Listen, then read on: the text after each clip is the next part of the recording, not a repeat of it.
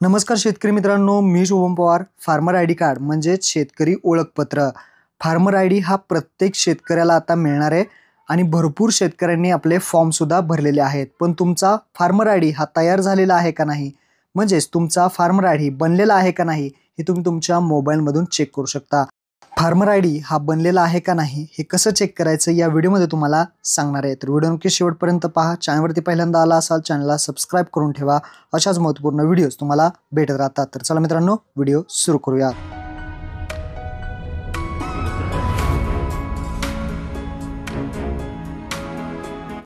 तर मित्रांनो, सर्वात प्रथम तुम्हाला या वेबसाईटवरती यायचं आहे mhfr.agristack.go.in फार्मर रजिस्टर MH या वेबसाईटची लिंक तुम्हाला खाली डिस्क्रिप्शनमध्ये आणि कमेंट बॉक्समध्ये सुद्धा दिलेली आहे.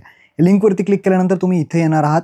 इथं आल्यानंतर तुम्हाला वरती 3 ऑप्शन दिसतील. पहिला आहे डॅशबोर्ड, दुसरा आहे चेक एनरोलमेंट स्टेटस आणि लॉग इन विथ CSC. तर आपला जो कामचा ऑप्शन आहे तो म्हणजे दुसरा चेक एनरोलमेंट स्टेटस याच ऑप्शनवरती क्लिक करायचा आहे. दुसऱ्या ऑप्शनवरती क्लिक केल्यानंतर तुम्हाला एनरोलमेंट स्टेटस चेक करण्यासाठी 2 ऑप्शन दिसतील. पहिला आहे एनरोलमेंट ID आणि दुसरा आहे आधार नंबर. जर तुमच्याकडे एनरोलमेंट ID पावतीवरचा असेल तर तुम्ही तो टाकून चेक करू शकता. तो नसेल तर सिंपल ऑप्शन दुसरा ऑप्शन आहे तो सिलेक्ट करायचा आहे, आधार नंबर. हा ऑप्शन सिलेक्ट करून आपला आधार नंबर टाकायचा आहे.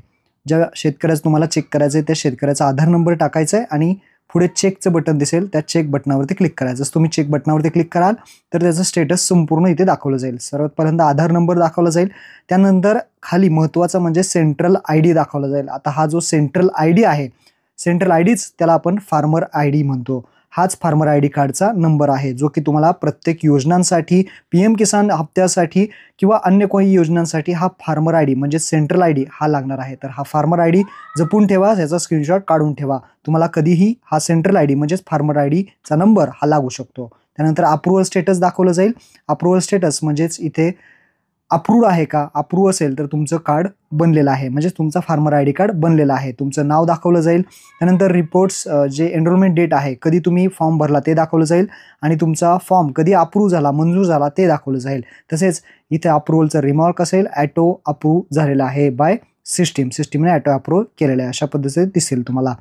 तसेच अजून एक ऑप्शन आहे तो म्हणजे काही जणांचं पेंडिंग दाखवतंय. ते कशा पद्धतीने दाखवतंय तर समजा मी दुसरा एखाद्या शेतकऱ्याचा आधार नंबर टाकतो. आता इथे एक आधार नंबर टाकून घेतो आणि पुढे चेक बटनावरती क्लिक करतो. चेक केल्यानंतर इथे पाहू शकता या शेतकऱ्याचा स्टेटस आहे पेंडिंग दाखवतंय, परंतु सेंट्रल ID आलेला आहे. काही दिवसाने हे ॲटोमॅटिकली अप्रूव्ह होईल, पण हा सेंट्रल ID महत्त्वाचा आहे, हा फार्मर ID महत्त्वाचा आहे. फार्मर ID तुमचा इथे सेव्ह करून घ्यायचा आहे. इथे जर पेंडिंग दाखवलं असेल तर काही अडचण नाही, थोड्या दिवसाने तुमचे जे काही फॉर्म आहेत ते मंजूर होतील आणि तुमचा हे स्टेटस अप्रूव्ह दाखवेल. तर पेंडिंग असेल तरी काही अडचण नाही, फार्मर ID तुमचा सेव्ह करून ठेवा, नंतर तुमच्या कामी येईल. तर महत्त्वपूर्ण हा व्हिडिओ होता. आपल्या मित्रांना नक्की शेअर करा. फार्मर ID कार्ड कसा शोधायचा हे तुम्हाला समजलं असेल. महत्त्वपूर्ण व्हिडिओ. धन्यवाद. जय हिंद, जय महाराष्ट्र.